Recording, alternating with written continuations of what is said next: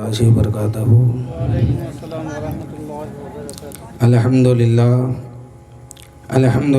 نحمدہ ونستعینہ ونستغفرہ ونؤمن بہ ونتوکل علیہ ونعوذ باللہ من شرور انفسنا ومن سیئات اعمالنا من یہدہ اللہ فلا مضل لہ ومن يضلله فلا هادي له واشهد ان لا اله الا الله وحده لا شريك له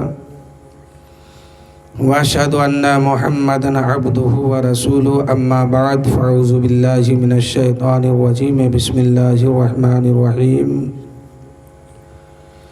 يا ايها الذين امنوا استعينوا بالصبر والصلاة ان الله مع الصابرين صدق اللہ العلی العظیم وصدق رسولہ النبی الامین الکریم ونحن علی ذالک لمن الشاہدین والشاکرین والحمد للہ رب العالمین۔ حضرات، آپ اور ہم یہاں جو جمع ہوئے ہیں، اس محفل کو ذکر شہادتین کہتے ہیں۔ اللہ کا کرم ہے کہ ایسے عقائد میں اللہ تبارک و تعالیٰ نے ہم سبوں کو پیدا فرمایا کہ آج ذکر شہادتین کرنے کا موقع ملا، ورنہ لوگ تو بہت ہے لیکن سب کے قسمت میں نہیں ہے۔ شاعر کہتے ہیں کہ اے کربلا کی خاک اس منظر کو نہ بھول، اے کربلا کی خاک اس منظر کو نہ بھول، ترپی ہے تجھ میں جگر گوشے بطول۔ اور آگے کہتے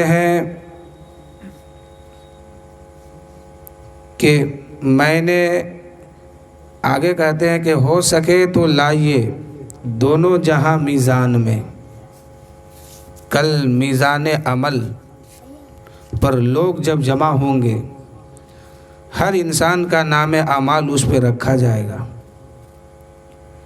کسی کا اعمال گناہوں کا زیادہ ہوگا تو کسی کا اعمال نیکیوں کا زیادہ ہوگا۔ یعنی بروز حشر میں ایک ترازو کا پلہ ہوگا جس کی لمبائی چوڑائی اتنی بڑی ہے کہ 7 طبق زمین اور 7 طبق آسمان ایک پلے پہ رکھا جائے تو وہ پلہ بھرے گا نہیں۔ اللہ کے نبی صلی اللہ علیہ وسلم ارشاد فرماتے ہیں کہ میری امت جب وہاں پہنچیں گے، ترازو کے پلے پر اس کے نام اعمال تولے جائیں گے، گناہوں کا پلہ زیادہ بھاری ہوگا اور نیکیوں کا پلہ کم ہوگا۔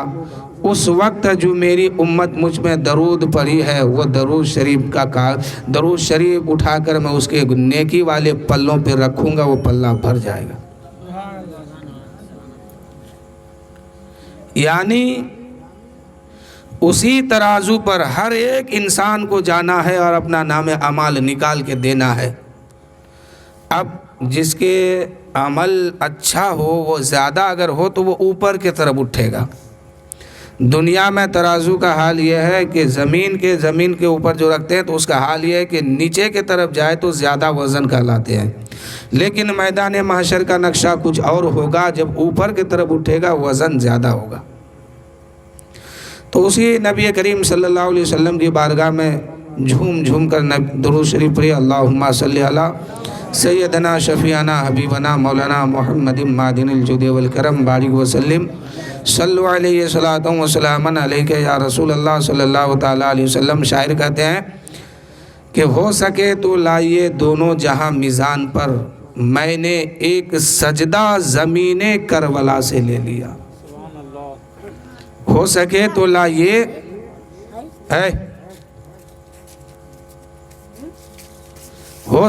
لائیے دونوں جہاں میزان پر، میں نے ایک سجدہ زمین کربلا سے لے لیا۔ اور آگے شاعر کہتے ہیں کہ حسین ابن علی نے خون کے دھاروں سے کھیلا ہے۔ حسین ابن علی نے خون کے دھاروں سے کھیلا ہے، قضا کیا چیز ہے وہ موت کے انگاروں سے کھیلا ہے۔ قضا کیا چیز ہے وہ موت کے انگاروں سے کھیلا ہے، اور تو اپنے زور بازو کا دھمکی ہمیں نہ دے ظالم، علی کے گھر کا ہر بچہ تو تلواروں سے کھیلا ہے۔ اور جب میرے امام اپنا مدینہ، اپنا وطن چھوڑتے ہیں، جب اپنے وطن سے رخصت ہوتے ہیں تو نبی پاک کے روضے پہ جاتے ہیں اور عرض کرتے ہیں نانا میں وہی نواسا ہوں جسے آپ کاندھے پہ لے کے چلا کرتے تھے، اے نانا میں وہی نواسا ہوں جسے جس کے پشتے جو آپ کے پشتے پر سوار ہو جائے تو آپ نے سجدے کو لمبا کیا تھا، میں وہی حسین آج آپ کے تربت پاک پر ہوں، آج حاضر خدمت ہوں۔ حسین کہتے ہیں نانا تیرے کرم کی خزینے کی خیر ہو، نانا تیرے کرم کی خزینے کی خیر ہو، دے بھیک مجھ کو تیرے مدینے کی خیر ہو۔ نانا تیرے کرم کی خزینے کی خیر ہو، دے بھیک مجھ کو تیرے مدینے کی خیر ہو، اور جا رہا ہوں چھوڑ کر ان آنکھوں کے چین کو، اٹھ کر گلے لگائیے اپنے حسین کو۔ یقیناً اس وقت تربت پاک سے آواز آئی ہوگی کہ حسین جا کربلا میں مقتل میں جا، فتح نصرت کا جھنڈا تیرے ہی ہاتھوں سے بلند ہونے والا ہے۔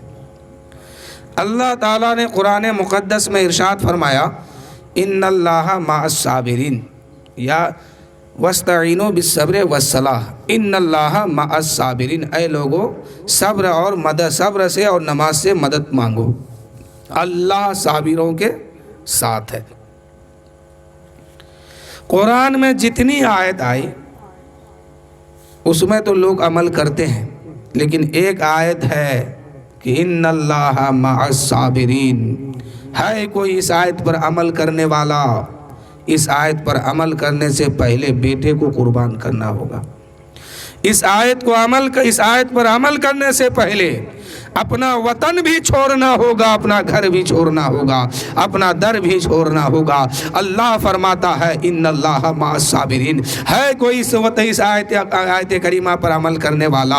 اس آیت کریمہ پر عمل کرنے سے پہلے اس کو 6 ماہ کی قربانی دینا ہوگا، اور 18 سال کے بیٹے کا گردن بھی کاٹنا ہوگا، اور سینے پہ بھالے بھی لینا ہوگا، اور اپنے بھائی عباس کا بازو بھی کٹانا ہوگا، اور اونو محمد بھانجے کو بھی دینا ہوگا، یعنی 6 ماہ سے لے کر کے جوانی تک اور بڑھاپا کے عالم تک سب کو قربان کرنا ہوگا۔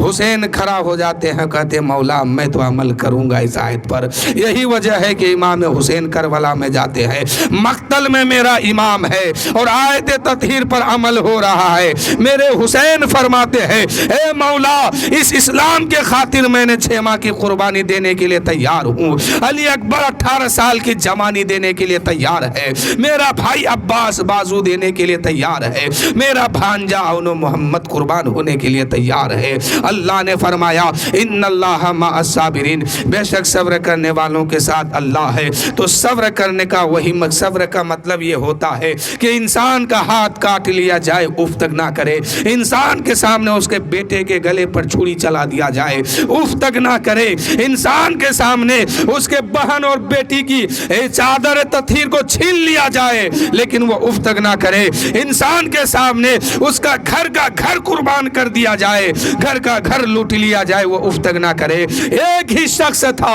ایک ہی فرد تھا اس دنیا میں جو کربلا کے میدان میں اترا ہے، 18 سال کی جوان بھی تڑپ رہے ہیں، 6 ماہ کا بچہ بھی تڑپ رہے ہیں، بھائی بھی تڑپ رہے ہیں، بھانجا بھی تڑپ رہے ہیں، گھر بھی لوٹ رہا ہے، گھر بھی لٹائے جا رہے ہیں، اور آیت پر عمل کرتے ہوئے جا جا رہے ہیں، بے شک صبر کر رہے ہیں میرا امام، اور صبر کرتے ہوئے اللہ کی بارگاہ میں میرا امام عرض کر دے مولا تو دیکھ میں تیری رضا پر صبر کر رہا ہوں مولا، اس قربانی کو تو قبول فرما لے۔ اللہ نے فرمایا یا ایتھا النفس المطمئنہ ارجعی الی ربک راضیۃ مرضیہ فادخلی فی عبادی وادخلی جنتی، اے نفس مطمئنہ ہم تجھ سے راضی ہے، تو ہم سے راضی ہو جائے۔ اے نفس مطمئنہ ہم تجھ سے راضی ہیں، تو مجھ سے راضی ہو جا۔ میرے دوستو، میرے امام کربلا کے میدان میں اپنا تن من دھن دے کر کے، صرف یہی تن من دھن نہیں، اپنے بیٹے کو بھی، اپنے بھانجے کو بھی، اپنے ساتھیوں کو بھی، اپنے بھائیوں کو بھی قربان کر دیا ہے، اور دین محمدی کی حفاظت فرما لیا ہے۔ یہ جو دین ہم تک پہنچا ہے، اتنے آسانی سے یہ دین نہیں پہنچا ہے میرے دوستو، بڑی مشکلوں سے یہ دین پہنچا ہے۔ کہیں پر اسی دین میں علی اکبر کی جوانی شامل ہے، تو کہیں پر اسی دین پر حضرت عباس کے بازو بھی شامل ہے، کہیں پر اس دین پر حضرت علی اصغر کا معصومیت اور بچپنا بھی شامل ہے، اور محمد کے 6 ماہ کی قربانی بھی شامل ہے، سکینہ کی یتیمی بھی شامل ہے، شہربانوں کے بیوہ ہونے میں پر بھی شامل ہے، کہیں پر اس دین میں امام حسین کی گردن بھی شامل ہے۔ امام حسین نے خون سے ان تمام اہل بیت اطہار اور 72 نفوس قدسیہ کے خون سے اس دین کو ایسا سینچا ہے کہ قیامت تک یہ دین مٹنے والا نہیں ہے، یعنی جب تک قیامت کا سورج نہیں نکلے گا تب تک یہ دین باقی رہے گا، یعنی یہ دین اب دنیا سے مٹنے والا نہیں ہے، اب یہ دین ہمیشہ ہمیشہ کے لیے باقی ہے۔ اب فرق اتنی سی بات ہے کہ جو لوگ چاہے اس دین پر چل کے جنت حاصل کر لے، اور جو لوگ چاہے اس دین سے ہٹ کے جہنم حاصل کر لے، دونوں بات سامنے ہے۔ اگر چاہے تو حسین کے نقش قدم پر چل کر کے جنت کو حاصل کر لے، اور چاہے تو حسین سے بغاوت کر کے جہنم حاصل کر لے۔ کربلا میں یہی 2 بات تھی، ایک طرف حسینی تھا، حسین کا سپہ سالار بن کے، حسین کا غلام بن کے جنت حاصل کر رہے ہیں، اور ایک طرف یزیدی تھا، حسین سے بغاوت کر کے اہل بیت کے گستاخ بن کے جہنم خرید لیا،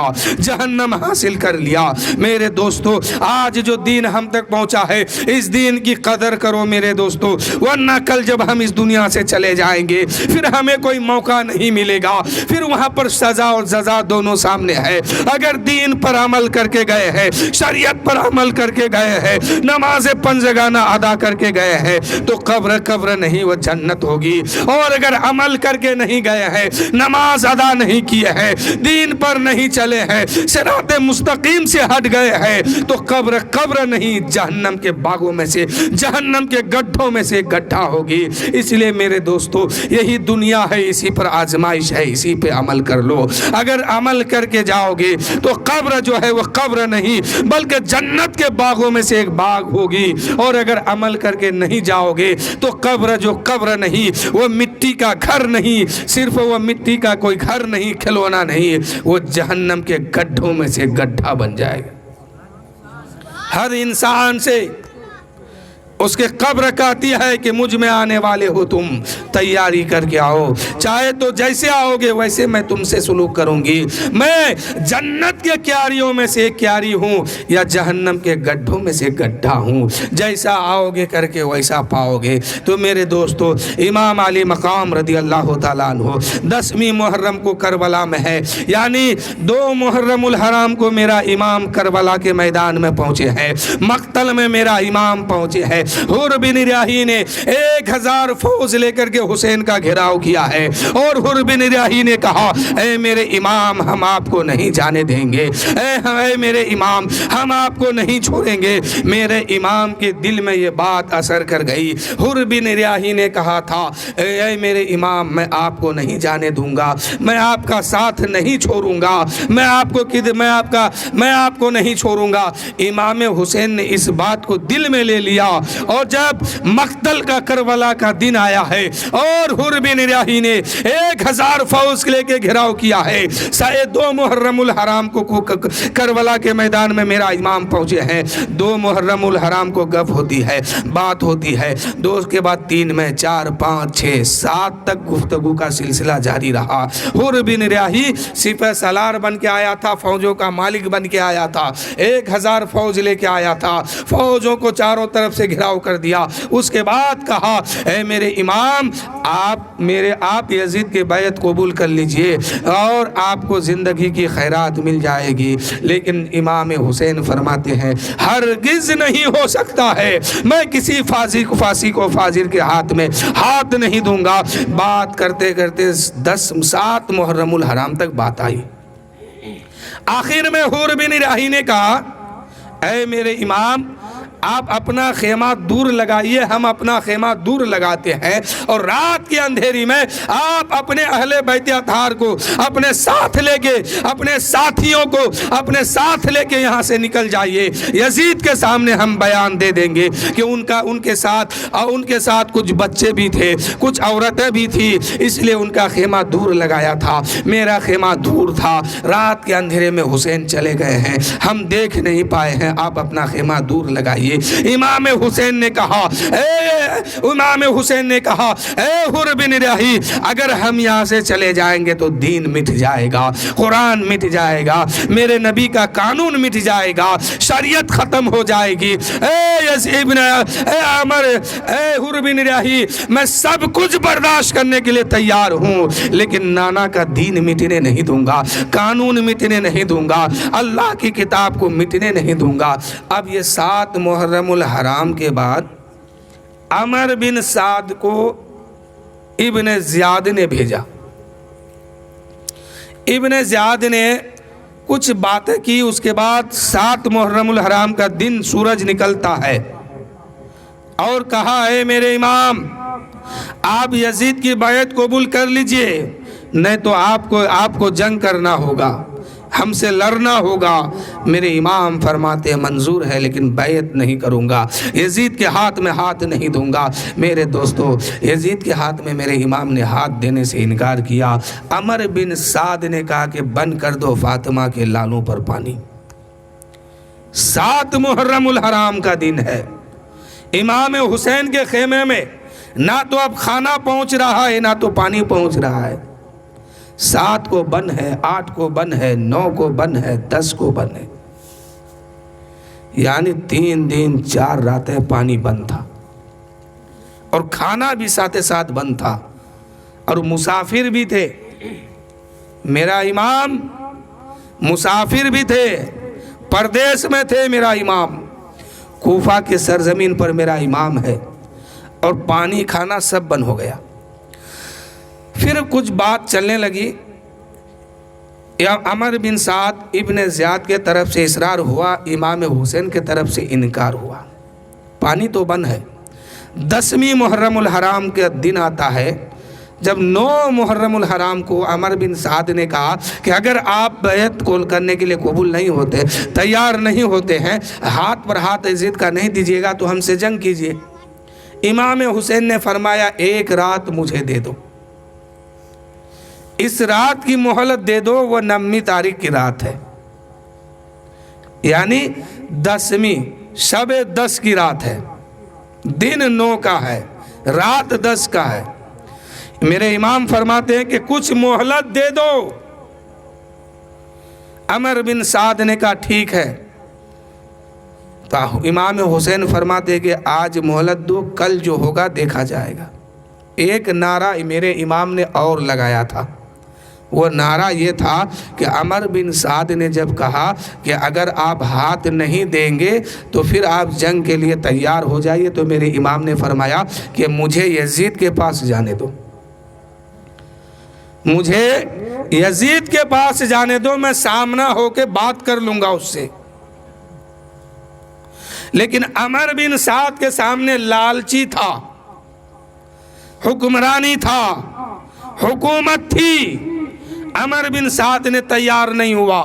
آخرکار رات کو مہلت ملی، میرے امام 72 نفوس قدسیہ اور اہل بیت اطہار کو اعلان فرماتے ہیں کہ آج رات جی بھر کے عبادت کر لو، کل ہو سکتا ہے کہ جنگ کا دن شروع ہونے والا ہے، کربلا کل گرم ہونے والا ہے، اس لیے جی بھر کے آج عبادت کر لو۔ میرے امام عبادت میں لگے ہیں، ان کی بہن حضرت زینب بھی عبادت میں لگی ہے، میرے امام کی اہل و عیال عبادت میں ہے، اور 72 نفوس قدسیہ بھی عبادت کر رہے ہیں۔ اچانک میرے امام رات کے اندھیرے میں اٹھتے ہیں اور جا کے حضرت زینب کے خیمے میں تشریف لے جاتے ہیں اور حضرت زینب کے کلائی کو چوم لیتے ہیں، اور جب واپس ہونے لگے تو میرے حضرت زینب نے کلائی کو دامن کو پکڑ لیتی ہے اور عرض کر دیا، بھیا حسین، آج مجھے لگتا ہے کہ کربلا کل گرم ہونے والا ہے، اور آج کی رات آپ نے میرے خیمے میں آیا ہے اور میرے کلائی کو چوم لیا ہے، کل کی تاریخ میں لوگ پوچھیں گے میں کیا جواب دوں گی؟ حضرت امام حسین ارشاد فرماتے ہیں، اے بہن جواب دے دینا۔ اتنے میں حضرت زینب میرے امام کے گردن کو چوم لیتی، حضرت زینب میرے امام کے گردن کو چوم لیتی ہے۔ حضرت زینب کہنے لگی، بھیا حسین بتاؤ، کل کے لوگ جب ہم سے پوچھیں گے یا ہم یہاں سے مدینہ واپس جائیں گے، وہاں کے لوگ اگر پوچھیں مجھ سے تو میں کیا جواب دوں گی؟ اس لیے بتا دیا جائے۔ میرے امام فرماتے ہیں، اے زینب، میں اپنی ماں فاطمہ سے سنا کرتی تھی کہ اے بھائی حسین، جس بہن سے تو اتنی محبت رکھتا ہے، اتنا پیار رکھتا ہے، کل کربلا کے میدان میں جب تمہارے گردن کاٹے جائیں گے، اس وقت تیرے بہن کے کلائی پر لوگ زنجیر ڈال دیں گے، تیرے بہن کے کلائی پر لوگ ہتھکڑیاں ڈال دیں گے۔ یہی راز ہے میری بہن، اس لیے میری ماں نے فرمائی تھی، اے بیٹا حسین، اس کلائی کو چوم لینا، زنجیر ڈالنے سے پہلے وہ زنجیر یزیدیوں کا ہوگا، وہ زنجیر ظالموں کا ہوگا، اس لیے اپنی بہن کی کلائی کو چوم لینا، زنجیر ڈالنے سے پہلے، ہتھکڑیاں ڈالنے سے پہلے۔ اب میرے امام فرماتے ہیں کہ اے زینب، تو نے میرے گردن کو کیوں چوما؟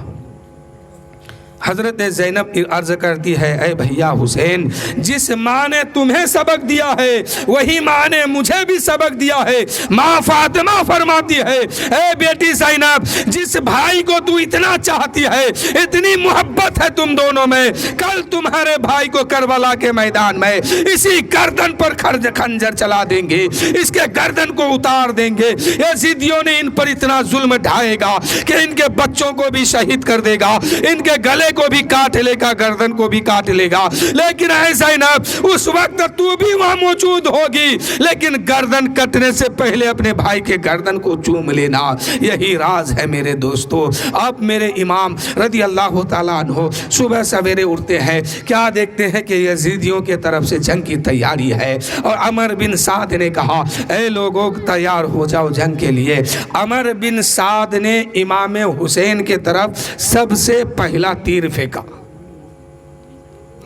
سب سے پہلا تیر پھینکنے والا عمر بن سعد ہے۔ یہ عمر بن سعد کون ہے؟ سعد بن وقاص کا بیٹا، ایک صحابی رسول کا بیٹا ہے۔ کربلا کے میدان سے ذرا آگے بڑھو، احد کے میدان میں، احد کے میدان میں میرے نبی کھڑے ہیں، ابو سفیان کی تیر میرے نبی کے طرف آ رہی ہے۔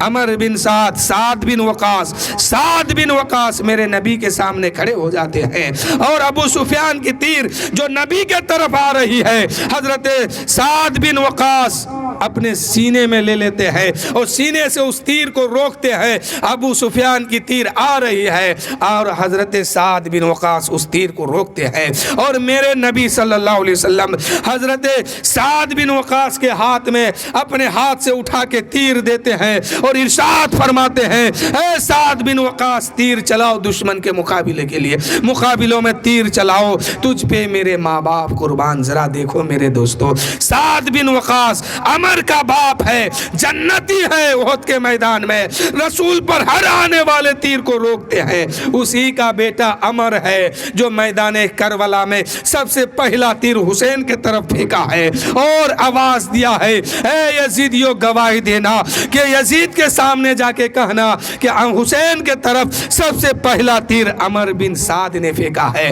انقلاب بات ہے زمانے کی، ذرا بیٹے کی بھی تقدیر کو دیکھو اور باپ کے بھی تقدیر کو دیکھو، باپ ہے سعد بن وقاص جو جنتی ہے اور بیٹا ہے عمر جو جہنمی ہے، یزیدیوں میں کھڑا ہے اور سب سے پہلا تیر پھینکا ہے اور کہا ہے کہ یزید کے سامنے جا کے گواہی دینا کہ سب سے پہلا تیر عمر نے پھینکا ہے۔ اب جنگ کی تیاری شروع ہو گئی، دونوں طرف سے لوگ بڑھنے لگے۔ میرے امام کے طرف سے میرے امام کا غلام زہیر بن قیوم میدان میں اترتے، سب سے پہلا شخص ہے یہ، سب سے پہلا شخص زہیر بن قیوم ہے۔ میدان میں اترتے اور کہتے ہیں ظالموں اگر مقابلہ کرنا ہے تو ہمارے سامنے آؤ، اب ہمارے سامنے آؤ۔ ظالموں نے مقابلہ کیا ہے، حضرت زہیر بن قیوم 22,000 تلواروں کے بھیڑ میں گھس گئے۔ ایک تلوار سے لڑنے کے لیے یزیدیوں کی 22,000 تلواریں اٹھ گئی تھی۔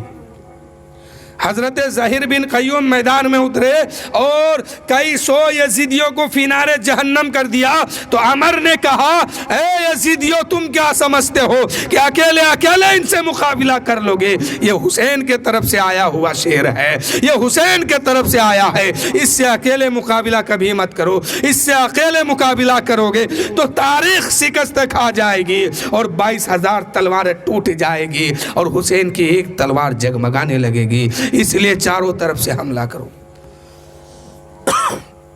اب میرے امام کے وہ سپاہی میدان میں اترے ہیں، چاروں طرف سے یزیدیوں کا للکار ہوتا ہے، چاروں طرف سے یزیدیوں نے تیر چلانا شروع کیا ہے، کوئی تلوار چلا رہا ہے، کوئی بھالے مار رہے ہیں۔ میرے نبی کا نواسہ بھی وہاں موجود ہیں، دیکھ رہے ہیں سارے منظر کو۔ امام حسین کا وہ سپہ سالار، امام حسین کا وہ غلام زہیر بن قیوم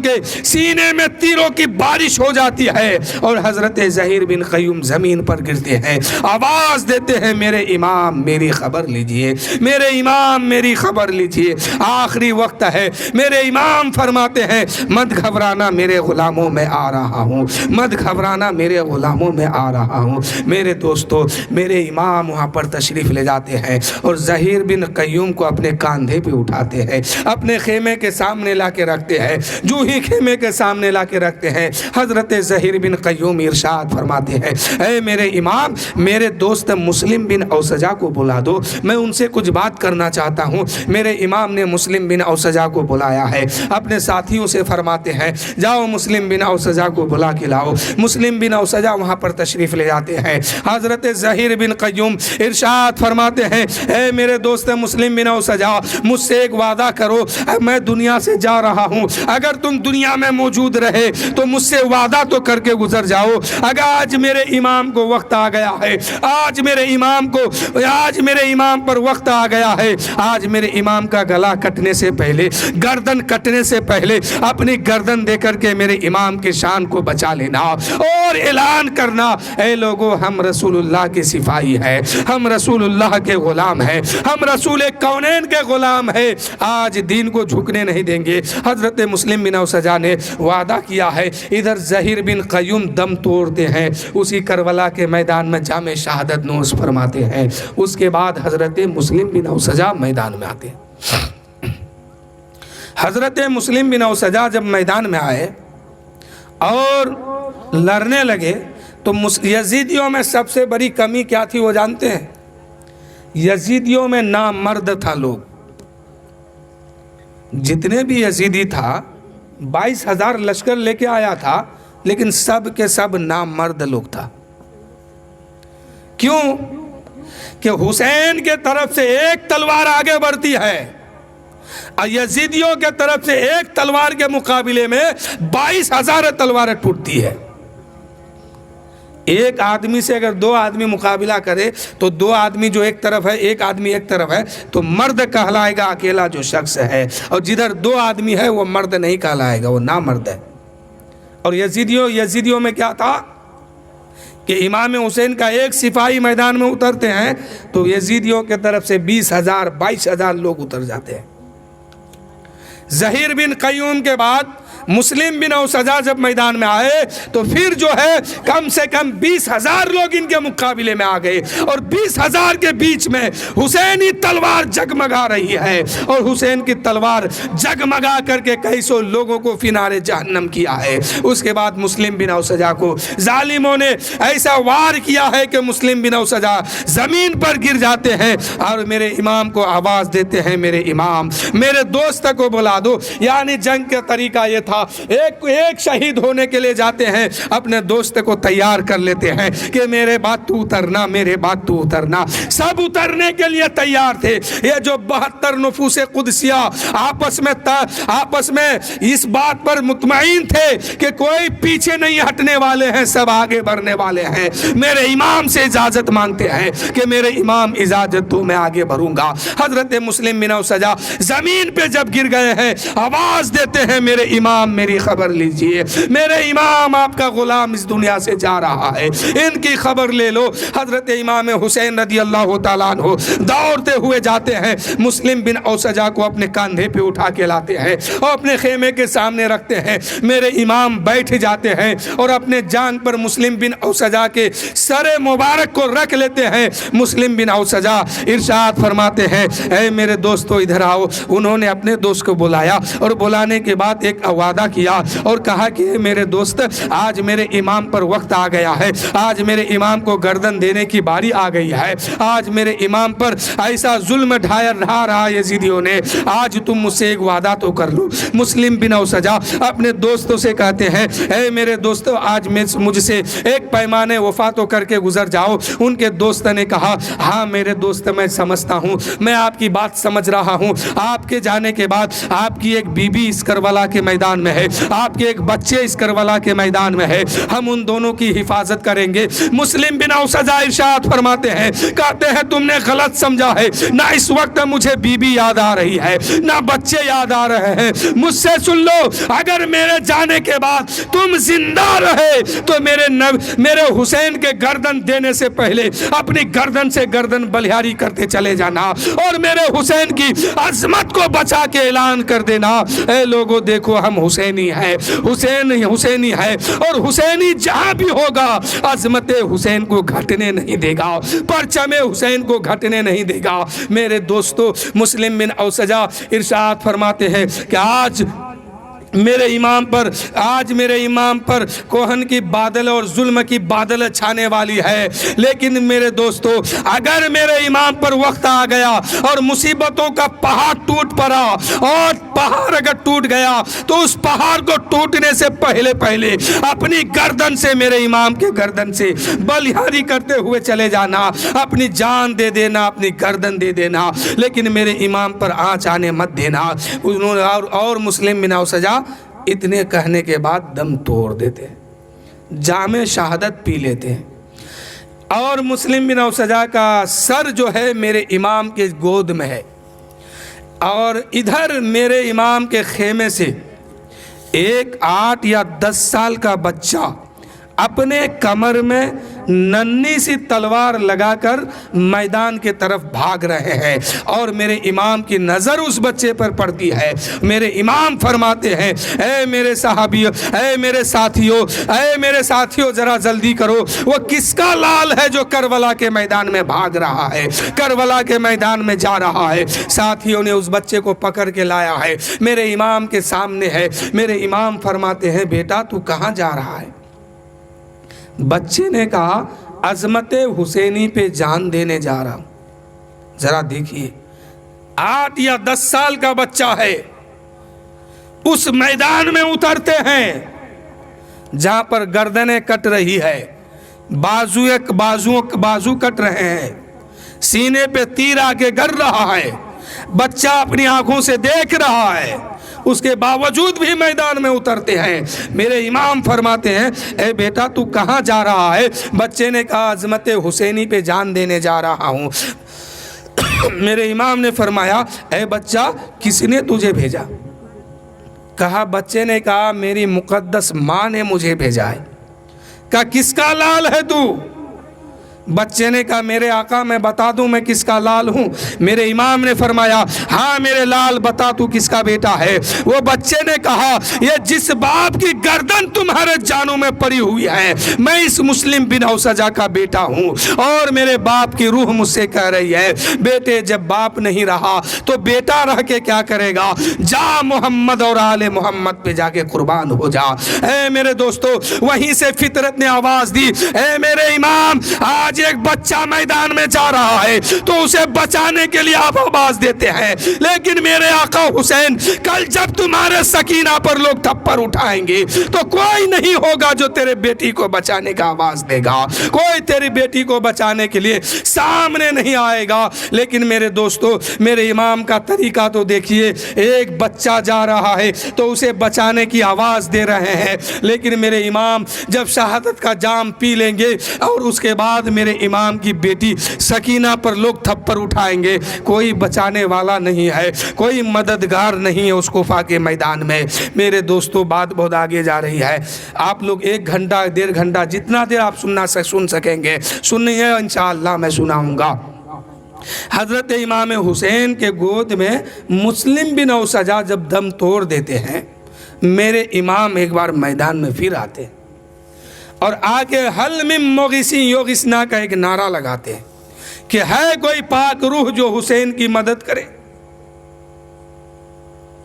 مسیحیت پوچھ رہی تھی اے میرے امام آپ کو اگر مدد لینا ہی تھا تو سب سے بڑا پہلوان یزید تھا، اس سے آپ مدد مانگتے، وہ مدد کے لیے تیار تھا، ان یزیدیوں سے آپ مدد کیوں مانگتے ہیں؟ تو میرے امام ذہن دیتے ہیں حل من مغیثی یغثنا جو نعرہ لگایا ہے اس نعرے کا مفہوم سمجھو۔ میرے امام